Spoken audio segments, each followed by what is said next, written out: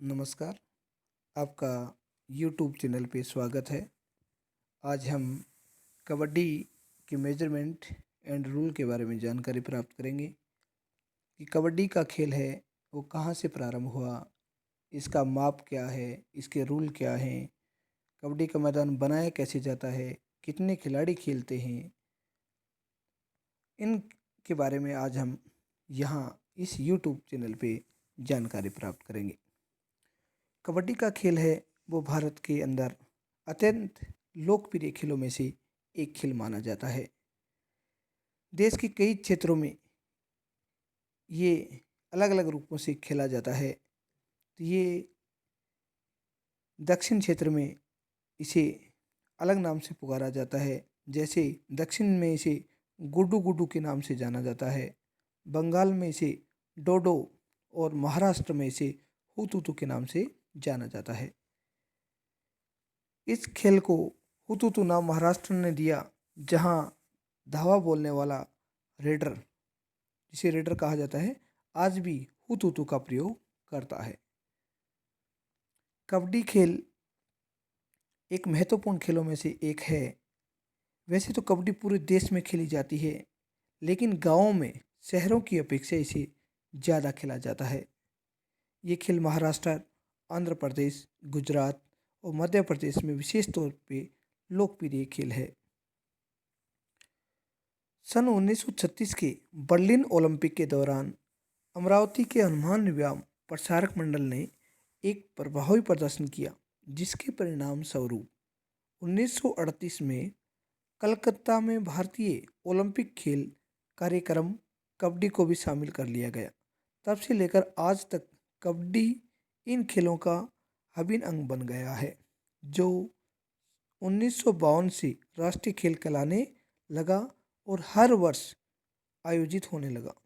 Kabaddi federation of India की स्थापना 1952 में की गई, जिसके पहले अध्यक्ष श्री L.K. गोडबोले थे। अब कबड्डी के जो अलग अलग टूर्नामेंट होते हैं, उनमें से महत्वपूर्ण जो federation cup national kabaddi championship है, उसकी स्थापना 1951 में की गई थी। All India inter university kabaddi tournament है, उसकी स्थापना भी 1961 में की गई। All India school kabaddi tournament है, इसको सन 1962 में बॉय लड़कों के द्वारा और सन 1976 में लड़कियों के द्वारा भी खेले जाने लगा। इस आधार से कबड्डी की जो प्रतियोगिताएं हैं वो समय समय पे होती रहती हैं। अब जो कबड्डी प्रतियोगिता है, पुरुषों व महिलाओं के लिए कबड्डी के मैदान का जो माप है वो अलग अलग होता है। पुरुषों के लिए मैदान का जो माप होता है सीनियर बॉयज़ के लिए वो 13x10 मीटर का होता है, और महिलाओं एंड जूनियर पुरुषों के लिए जो माप होता है वो 12x8 मीटर का होता है, और मिनी एंड सब जूनियर गर्ल्स एंड बॉय उनका जो माप होता है कबड्डी का वो 11x8 मीटर का होता है। जो तीनों जो ग्राउंड हमें बता रहे हैं, एक नंबर सीनियर का, उसके बाद जूनियर का और उसके बाद मिनी या सब जूनियर का, तीनों ग्राउंडों के अंदर जो लॉबी होती है वो 1-1 मीटर की होती है। इसके अलावा जो साधारण कि एक टीम में टोटल खिलाड़ियों की संख्या होती है वो 12 होती है, और खेलने वाले खिलाड़ियों की संख्या 7 होती है। कि number of player in each team, कि एक टीम में कितने खिलाड़ी खेलते हैं, कितने खिलाड़ी खेलते हैं। तो खिलाड़ी खेलने वाले हैं 7, और टोटल खिलाड़ियों की संख्या पूछी जाए तो 12 होती है। उसके बाद कि पुरुषों के लिए जो टूर्नामेंट होता है वो 20-20 मिनट का 2 पार्टों में होता है, कि 2 ड्यूरेशन ऑफ 20 मिनट ईच, कि 20-20 मिनट का 2 पार्टों में होता है। इसी प्रकार कि duration of match for women and juniors and सब जूनियर्स बॉय, उनके लिए भी 15-15 मिनट के 2 पार्ट होते हैं, और 5 मिनट का इंटरवल, 20, 5, 20। इस आधार से 15, 5 मिनट का रेस्ट, फिर 15। तो ये ऊपर वाला जो है ये 20, 5, 20, ये दो पार्ट हैं, ये सीनियर बॉय के लिए हैं। और जो नीचे के जो 15, 5, 15 ये जो हैं ये जूनियर और सब जूनियर के लिए खेलने का समय है। 5 मिनट का अंतराल होता है। तो period of interval 5 minute. Officer कौन कौन से होते हैं? किस टीम में अधिकारियों की संख्या या रेफरी की अधिकारियों की संख्या? एक इसमें रेफरी एक संख्या होती है, अंपायर 2 होते हैं, एक स्कोरर का काम करता है, एक टाइम कीपर होता है और 2 लाइनमैन होते हैं। इस आधार से एक मैच को कराने के लिए 7 अधिकारियों की आवश्यकता होती है। तो कबड्डी का जो टूर्नामेंट कराते हैं तो एक टूर्नामेंट को कराने के लिए कम से कम 7 अधिकारियों की आवश्यकताएं होती है। इसी आधार से अगर हमें सीनियर पुरुष का जो ग्राउंड का देखा जाए कि ग्राउंड किस प्रकार से बनाया जाता है, इसे आप ग्राउंड को ध्यान से समझिए कि सीनियर पुरुष का जो ग्राउंड है वो हमें 13x10 मीटर। तो इसकी ग्राउंड की जो लंबाई है वो कितनी है? 13x10 मीटर इसकी लंबाई है। और ये जो इसकी चौड़ाई दी हुई है यहाँ से लेकर के यहाँ तक की जो चौड़ाई है ये 10 मीटर की है। दोनों तरफ मैदान में दोनों तरफ 1-1 मीटर की लोबी होती है। लोबी जिसको प्रकोष्ठ भी कहा जाता है, प्रकोष्ठ की चौड़ाई ये 1-1 मीटर। ये जो साइड लाइन है इधर भी, इस साइड भी साइड लाइन है। इस आधार से इसकी टोटल दूरी यहाँ से लेकर के यहाँ तक की बीच की दूरी वो 13 मीटर होती है और यहाँ से लेकर के यहाँ तक की जो बीच की दूरी है वो 10 मीटर की होती है।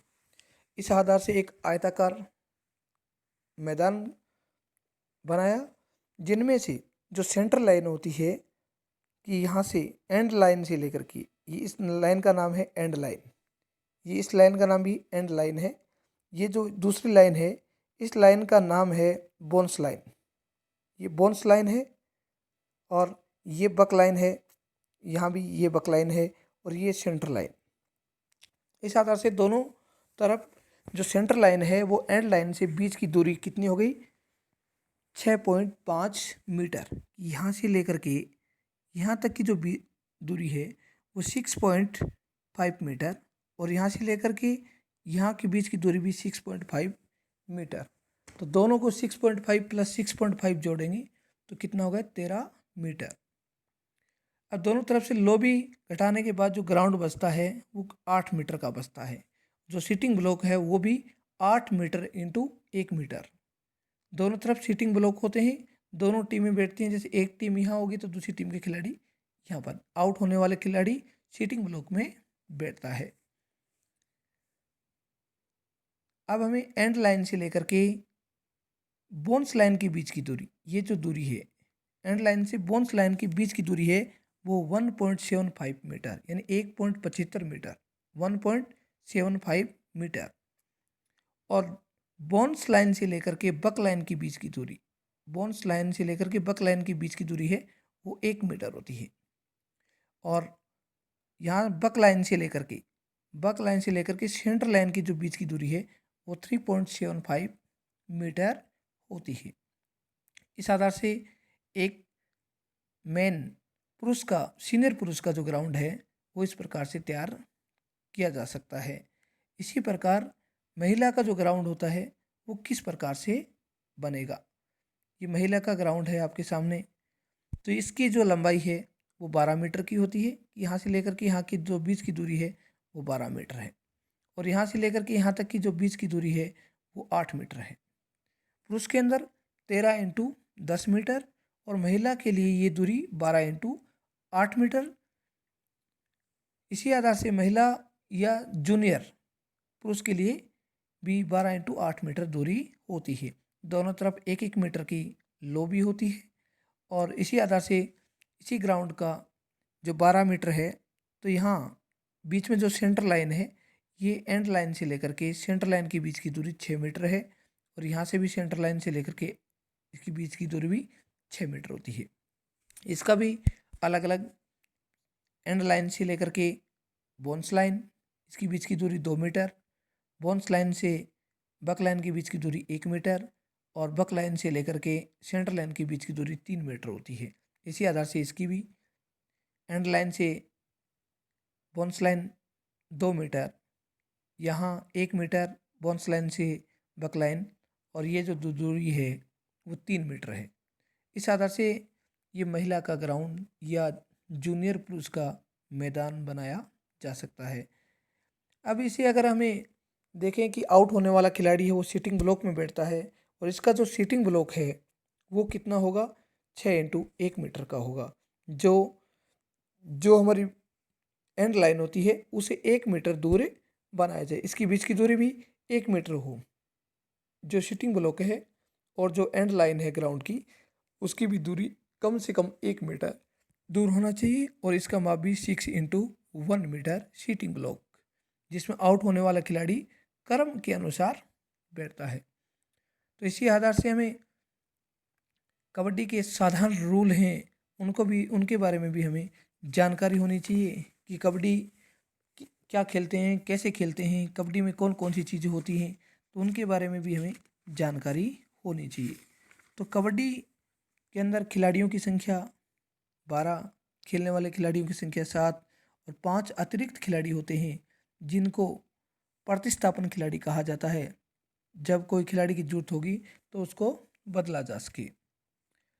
इस आधार से हम कबड्डी, जो वर्तमान में कबड्डी खेल है वो बहुत ही लोकप्रिय खेल है, इसीलिए इसे खिलाड़ी बहुत ही ध्यानपूर्वक खेलना पसंद करता है। तो इसमें अलग अलग दांव पेच लगाते हैं, जैसे बोन्स पॉइंट लेना कैसे लिया जाएगा, बोन्स लाइन को पार कैसे किया जाएगा, लोना कैसे लिया जाएगा, लोना को टाला कैसे जाएगा।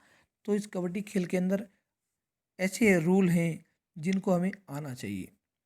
अब कबड्डी के अंदर आप देखोगे कि ये हमारी जो बोन्स लाइन है, जब भी रेडर कबड्डी कबड्डी कबड्डी कहता है तो इस बक लाइन को टच करके वापस आता है। अगर इस लाइन को टच नहीं करेगा और दूसरा पैर हवा में नहीं होगा तो उसे आउट घोषित कर दिया जाएगा। अगर बोन्स लाइन को टच करता है, अगर खिलाड़ियों की संख्या 6 हो, अगर रेडर बोन्स लाइन को टच करता है तो विपक्षी टीम को 1 अंक दे दिया जाता है बोन्स के रूप में। अगर पूरी टीम ऑल आउट हो जाती है, तो विपक्ष की टीम को 2 अंक अतिरिक्त दे दिए जाते हैं, जिसे लोना कहा जाता है। पूरी टीम आउट होने पर विपक्षी टीम को 2 अतिरिक्त अंक दिए जाते हैं, जिसे लोना कहा जाता है। इस आधार से हमें कबड्डी के बारे में जानकारी है कि कबड्डी का मैदान कैसे होता है, कैसे बनाया जाता है, तो इसके बारे में हमें जानकारी होनी चाहिए। धन्यवाद।